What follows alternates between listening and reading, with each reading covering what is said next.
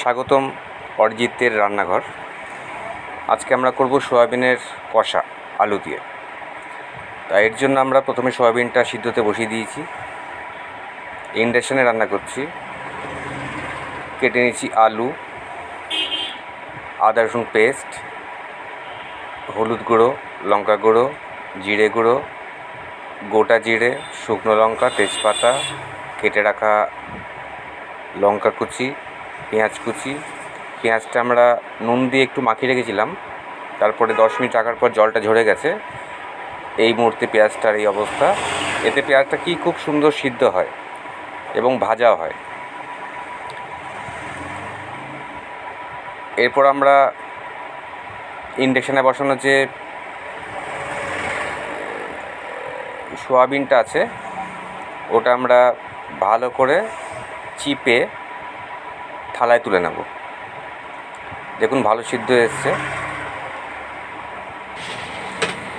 এবার আমরা কড়াইতে দিয়ে দেবো তেল। তেলটা হালকা গরম হওয়াতে তাতে অ্যাড করে দেবো আলু। আলুটা বেশ লাল লাল করে ভেজে নিতে হবে যাতে কাঁচা না থাকে। লো ফ্লেমে ভাজবো যাতে পুড়ে না যায়।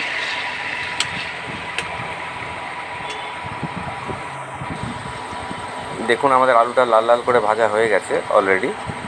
তো এবার আমরা এটাকে একটা পাত্রে তুলে নেব।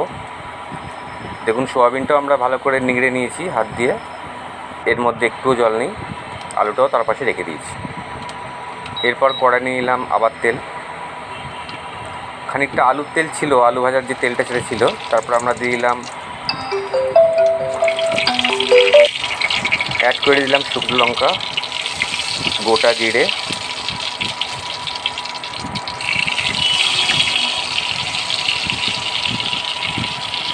এরপর হালকা লাল করে ভাজার পর আমরা এতে অ্যাড করে দেব পেঁয়াজ কুচি।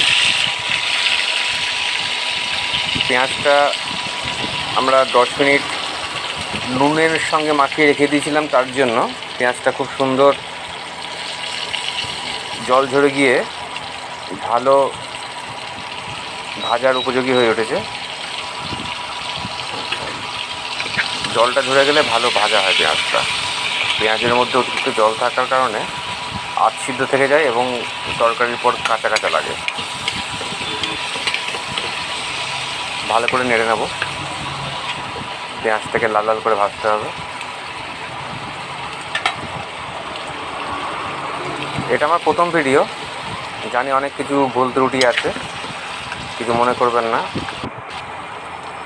পরেরগুলোতে চেষ্টা করব ভুল ত্রুটি কম করার। এরপর অ্যাড করে দিচ্ছি আমাদের কেটে রাখা টমেটো, কাঁচা লঙ্কা। ভালো করে টমেটোটা যাতে গলে যায় এবং পেঁয়াজটাও কষা কষা হয়ে আসে, সেই মতন আমরা এটাকে কষে নেব 5 মিনিট। 5 মিনিট হয়ে গেছে। এরপর অ্যাড করে দিচ্ছি আদা রসুনের পেস্ট। এরপর বাকি যে গুঁড়ো মশলাগুলো প্রথমে দেখিয়েছিলাম সেগুলো সবই দিয়ে দিচ্ছি।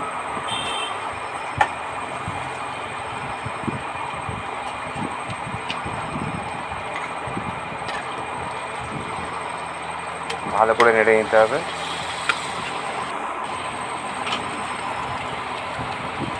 দেখুন তেল ছেড়ে দিয়েছে, প্রায় কষা হয়ে এসছে। হালকা হালকা জল দিয়ে, গরম জল দিয়ে আমরা আরেকটু এটা কষে নেব।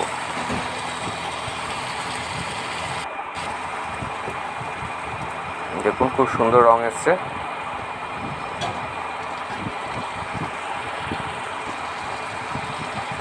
প্রথমেই বলে দিই, এই রান্নাটা করতে গিয়ে কষাটা যেন খুব সুন্দর হয়।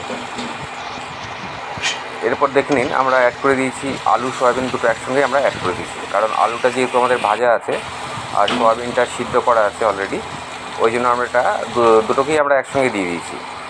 এবার ভালো করে কষিয়ে নেব, হালকা হালকা জল দিয়ে ভালো করে কষিয়ে নেব। একটু ঢাকা দিয়ে দিলাম 2 মিনিটের জন্য।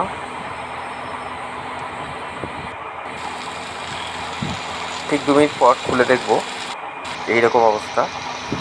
খুব সুন্দর সিদ্ধ হয়েছে। হালকা গরম জল দিয়ে আরেকটু কষিয়ে নেব।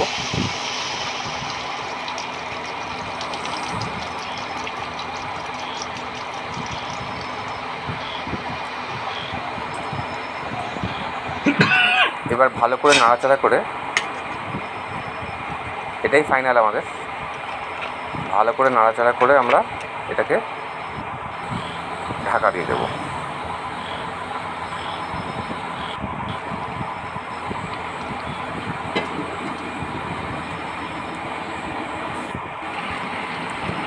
দেখুন, ঢাকা খোলার পর আমরা দেখছি জল অনেকটা কমে এসছে। এতে অ্যাড করে দিচ্ছি 1 চামচ গরম মশলা গুঁড়ো।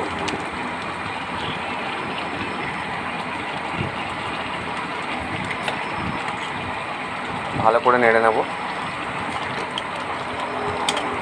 বেশি ঝোল রাখবো না, রুটির সঙ্গে খাওয়া হবে রাত্রে, তো হালকা গা মাখা মাখা থাকবে, গ্রেভি টাইপের থাকবে হালকা।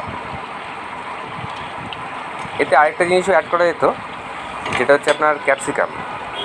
তো আজকে বাজারে যাওয়া হয়নি, পাইনি, দিলে সেন্ট আরও সুন্দর হয় এর।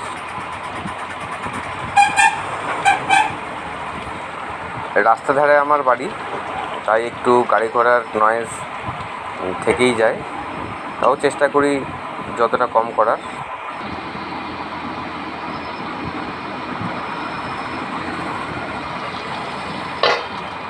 অরিতের রান্নাঘরের এই প্রথম ভিডিও,